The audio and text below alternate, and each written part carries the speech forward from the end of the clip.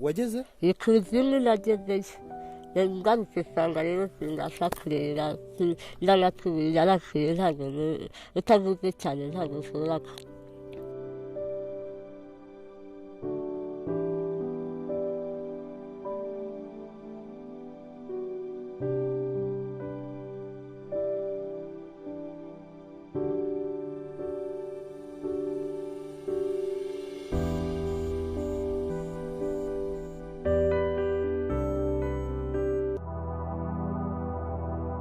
Have you ever wondered what it would look like having a life without a face? We found a woman living in one of the isolated villages, having no face, no eyes, no nose. She breathes from the mouth. She says she went to hell and came back. Meet our grandma Amina, who shocked the world. She goes by the name Amina. It requires maximum attention when listening to her due to the disability she was born with. She was born a year before the end of the Second World War.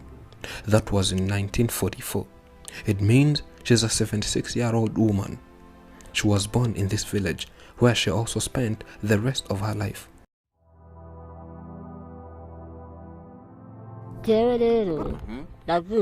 I was born this way. When I was a baby, parents tried everything they could, but they could not change anything. I had kind of tumors that kept on growing, hence covering the face and closed, and doctors had to cut them off, but still the face remained this way.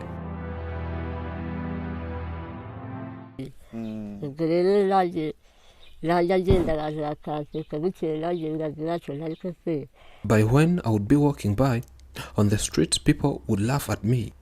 They would get scared of seeing such a person who had no face, and they think I'm a wild beast. They always run away from me, but I'm just a person like them. I remember it was even very hard by when I was about to be baptized by the priest. He saw me and was like, "Oh my God, what is this?" He said, "Let your will be done," and later baptized me, but he was so terrified. It was a difficult life that this old woman experienced since the day she stepped into this world up to date. Eating, drinking and breathing all takes place in one organ, the mouth, because she was born without a nose. And in addition, she has hearing problems, plus having no eyes. And surprisingly, she manages to breathe in and out without a nose.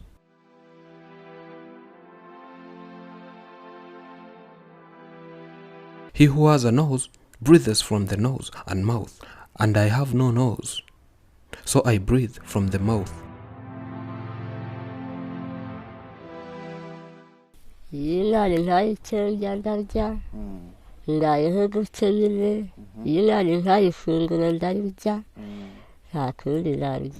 If God provides me with what to eat, I eat.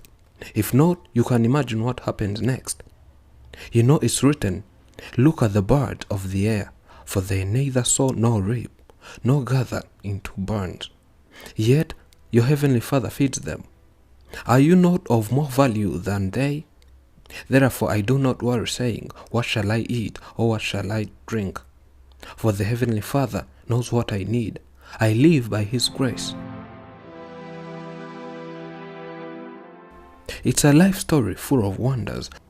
This woman learned that she cannot change anything about his life, but learned to cope with it. During her life, it was like a miracle unfolding to her when she finally got married, because she had in mind that she was different to other people. She never had the marriage project in her head.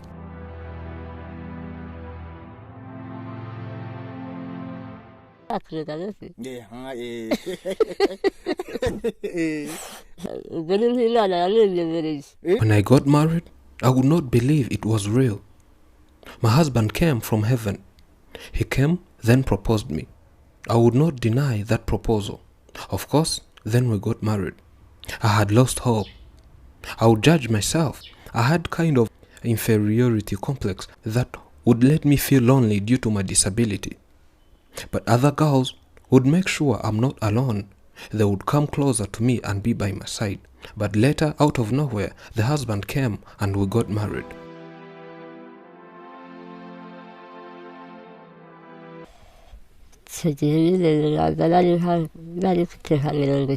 I had like 30 years by when I got married, and God blessed us with 2 children, but unfortunately, we got divorced and part ways with the husband. After some years, we got some misunderstandings between us that ended up separating me and him, hence going back home, and he married someone else.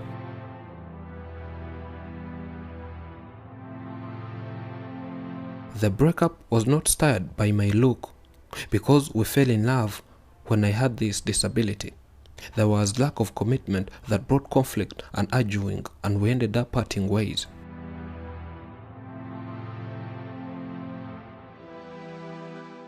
She has speaking difficulties and says it all started in the mid-70s, whereby she suffered a serious disease that nearly took her life away.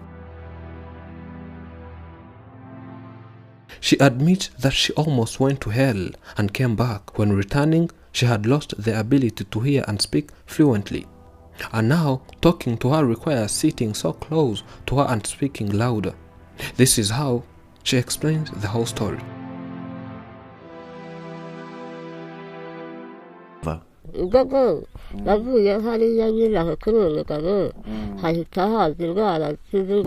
After divorcing with the husband, I was caught by a terrible disease that folded my legs and had me faint for a couple of months. Only that God is the one who decides. This leg of mine became disabled from that day up to now. This disease took me deep down to hell, but God would not accept this, and He brought me back to life, back to reality. This woman is a Muslim.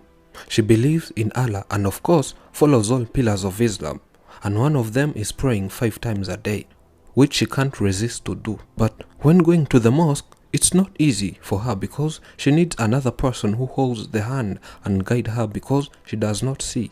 Here, she was showing us how she prepares herself to pray, and then prays.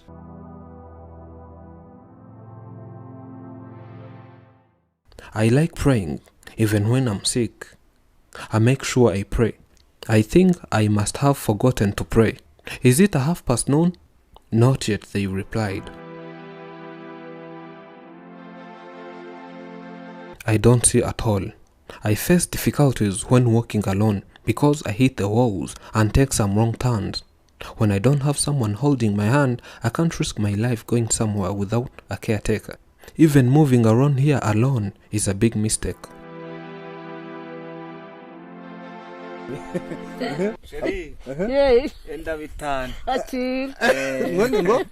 This old woman raised me up. She was very helpful to my entire life.